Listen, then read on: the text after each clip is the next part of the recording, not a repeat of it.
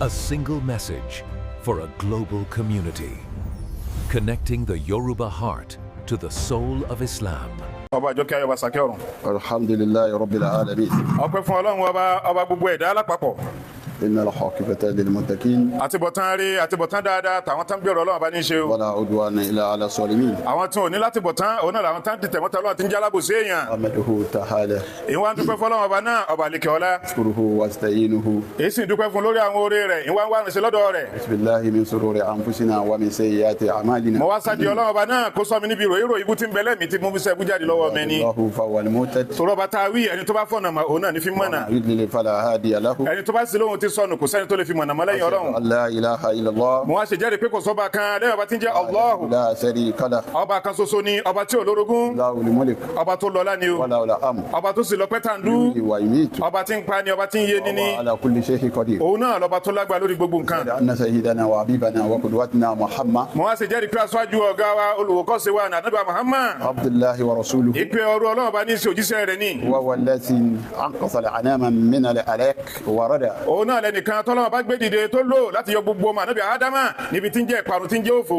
وبين للناس ما حرم الله وطريق الهدى. Ọba tá Ànábì Muhammad tá wí náà lọ́lọ́run bá lò láti ṣàlàyé ìtí ń jẹ́ ọ̀nà mọ́ ìtí ń jẹ́ ọ̀nà tó pa irun ni Ànábì Muhammad ló wá ṣàlàyé fún wa. اللهم صل وسلم Ọlọ́run bá sábà ṣe ìkẹ́ bá ṣe ìgẹ̀. وبارك عليه Bá a ṣàlùbáríkà tó pọ̀ fún Ànábì. كل لماءة ونفس Lópin ìgbà tójú bá ń ṣẹ́ lótú ìgbà tí ẹ̀mí bá ń mí tí ń lọ sókè tí ń lọlẹ̀. حدد ما وسعه علم الله. Kọ́ máa bẹ fún Ànábì Muhammad ní òdiwọ̀n ìṣẹ́ Ọlọ́run tí ń jẹ́ mọ́ Ọlọ́run tó kárí gbogbo kaláyé. وعلى كل صاحبه من أصحابه Ìkẹ́ Ọlọ́run àtọ̀lọ́run bá kó sì máa bá gbogbo kọ̀ọ̀kan nínú àwọn sàhábà rẹ̀.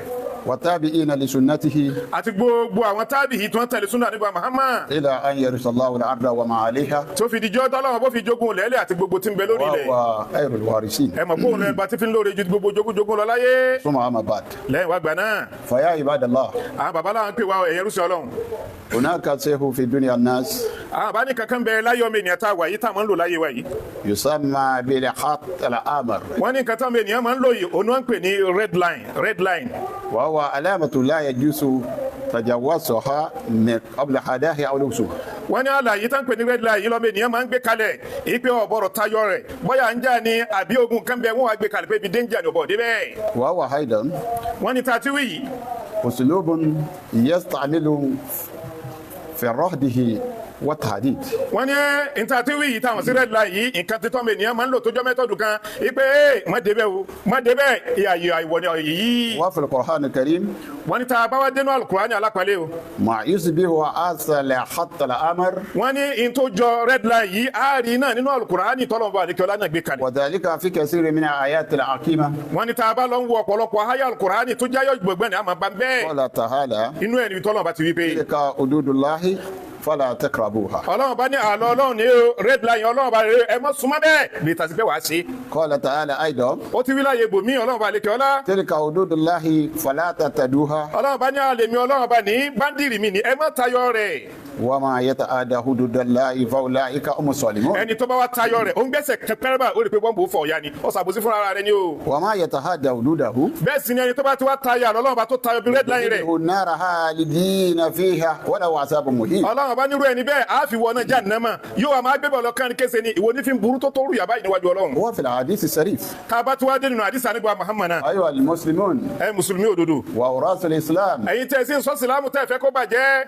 ألا فإن لكل ملك إمة. Wọ́n láwọn rírun tó jọ bẹ́ẹ̀ bí táwọn ibi ti sọ pé tẹ́tí ẹgbẹ́ mi ó gbogbo ọba kọ̀ọ̀kan olóńgbàdì rẹ̀ ó náà ló lọ́gbà tiẹ̀. ألا وإن إمة الله محرمه. Àwọn ẹ̀rọ àlọ́mọ ìtí ń jẹ́ báńdìrì Ọlọ́run ìtí ń jẹ́ ọgbà Ọlọ́run òun náà ni tó kọ́ tó ní kẹ́ mọ́sẹ̀ má débẹ̀ red line rẹ̀ nù ni. أيها المسلمون Ẹ Mùsùlùmí òdodo. أتعرفون ما هي حدود الله Wọ́n ní jẹ́ wá mọ tán pè ní àlọ́ Ọlọ́run tọ́lọ́ bá ń wí yìí. التي يسمى الناس بالخط الأحمر. Èyí tó ẹ pé lọ́dọ̀ àwọn ọmọ ènìyàn orúkọ táwọn sọ ní red line. إنها Wọ́n ní tẹ́ ẹ bá mọ̀ o. أوامر الله Òun náà ni àwọn àṣẹ rẹ̀ tó pa wá tó ní ká ṣe nì. والنواهي Àtàwọn tó ní ká má ṣe àlọ́ Ọlọ́run red line rẹ̀ nù ni. الصريحة التي وضعها الله تعالى لتنظيم آيات الناس. Òun náà ni àwọn òfin Ọlọ́run tọ́lọ́run bá gbé kalẹ̀ láti lè fi ṣètò sí àlámọ̀rí ìgbésí ayé ọmọ ènìyàn. ومن بين هذه الأوامر Nínú àwọn àṣẹ rẹ̀ tó wá pa wáyìí tó gbé kalẹ̀ yìí. شهر رمضان Òun náà ló sùn Ramadan alápàlẹ̀ ni. الذي يستهيل علينا عن قريب إن شاء الله. Èyí tó ẹ pé láì ní pẹ́ ká tó síjú pẹ́ nísìnyí àwọn ọ̀nù rẹ̀ pẹ̀lú ògùn Ọlọ́run jẹ́ kó bá a láyọ̀. gbọ́. قال تعالى ẹ gbọ́ bọ́lá ọba ti wí. يا أيها الذين آمنوا ìjọ tó fẹ́ polówó oníwò pẹ̀yìn tẹ́ gbà mí gbọ́. كتب عليكم الصيام wọ́n kọ́ lé lórí kẹ́ máa gbàwé o. ما كتب على الذين من قبلكم gẹ́gẹ́ bí wọ́n ti kọ́ lórí àwọn tí wọ́n síwájú yín ni o. لعلكم تتقون bóyá tẹ́ bá gbà ẹ torí ẹ bẹ̀rù Ọlọ́run. معدودات àwọn ọjọ́ tó wá ní òǹkà ni o. من كان منكم معيلا أو على سفر bàbá rẹ ni tí ń gbà tí ń tó rẹ̀ nínú yín àbí ń bẹ lórí ìrìn àjò. عدة من أيام irú أخرى ẹni bẹ́ẹ̀ kó filẹ̀ kó san lọ́jọ́ míì. الذين يأتيكون طعاما ẹ wá rí àwọn tó yẹ pé wọn ò lágbára kó mọ fún yàn lóúnjẹ ni. فتية طعاما مسكينا kó mọ fún àwọn tí ò ní kó mọ fún ọ lóúnjẹ. فمن تطوع خيرا ẹni tó bá ti wá ń gbàwẹ̀ títí wá ń ṣe àlékún فهو خير له ìmọ̀ fi ń lórí fún tọ̀hún o. وأن تصوموا àmọ́ wọ́n tó lọ́sàmọ́ ọlọ́dún kó gbàwẹ̀ ni òun náà ní fi ń lórí fún ọ ọba bẹ̀rù Ọlọ́run ọba o. أسأل الله تعالى àwọn bí Ọlọ́run ọba àlékè ọlá. أن يبلغنا ذلك صار الكريم ibi oṣù tí ń bọ̀ yìí kó jẹ́ ká wọnú ẹ̀ láyọ̀ ká jáde láyọ̀ mbẹ́. ويجعلنا من الصائمين kó sì fi wá sínú àwọn tó gbàwẹ̀ náà. المقبلين àwọn tó ẹ pé wọ́n sì gbà yóò sì gbà lọ́wọ́ wọn ni. أقول قولي هذا ìmọ̀ wípé lóun fi láwùjọ túwí Ọlọ́run kó foríjì mo foríjì ẹ̀yin náà.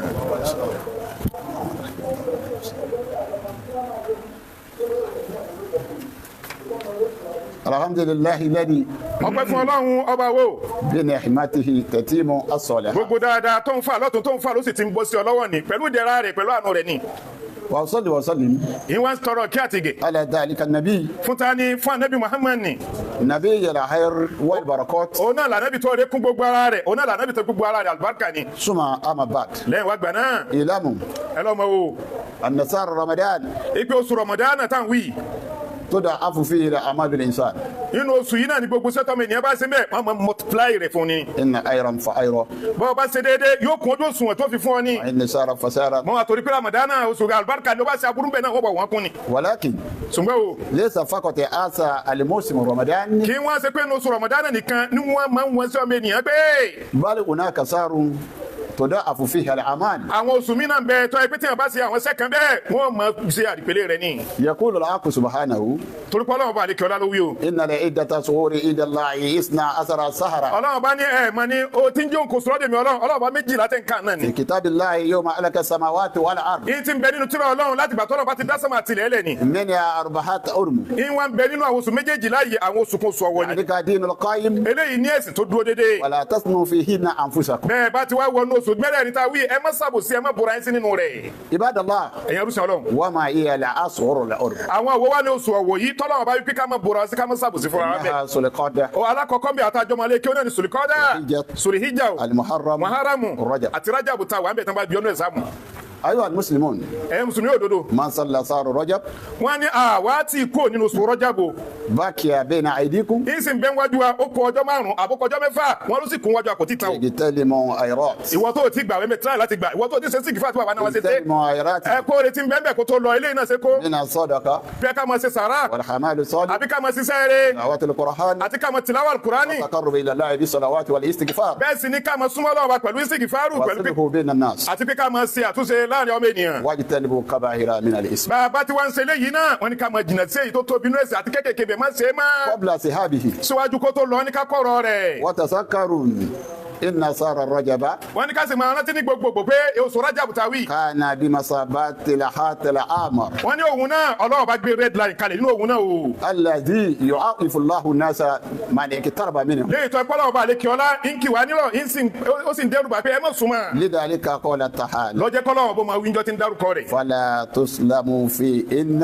أنفسكم Ọlọ́run bá ní ẹ má ṣàbòsí fúnra yín bẹ́ẹ̀ inú oṣù tí ní ká má ṣàbòsí Rájàbù náà bẹ́ẹ̀ nù rẹ̀. وفقنا الله تعالى إلى ما فيه الخير والصلاح àwọn bí Ọlọ́run bá àlekè ọlá kó fi àsìkò kẹ́ntì ń jẹ́ iṣẹ́ rẹ̀ nínú rẹ̀. نجنا ما نجينا Ọlọ́run làwọn pẹ̀lú àwọn tó là má ṣe pàwárẹ́ pẹ̀lú àwọn tó parẹ́. اللهم أنت أهلكتنا ìjọ tó ń dáwọ́ ọdá alọ́fẹ́ ni. وسدتنا مجال adáyé tán òun sàrẹ́ sì kọ̀ọ̀fẹ́ fún wa náà ni. شكر فقوافي Ọlọ́run mọ́sà fún alágbẹ́ nínú ẹ̀sán. زيادة في علم mọ́sà sàlékún wa fún Ọlọ́run وآية في رزق fún wa ní títún. سيئة في بدن mọ́sà sàlékún àlàáfíà fún wa. متى قبل الموت fún wa ní àforíjì ká tó kú. عند الموت fún àlẹ́wálé jẹ́ nígbà tó bá kú متى tán. بعد الموت wàá mú wa kọjá. يا وشي الله wàá mú wa kọjá lórí afárá sàlátì kásì gbogbo ẹ̀mí ìsìnkú rẹ̀. برحمتك يا الراحمين mọ́sà fàánù rẹ̀ sí يا fún wa. مالك الموت ọba tó dá ويا ikú ثاني ọba tó sì gbogbo tá à ń wí.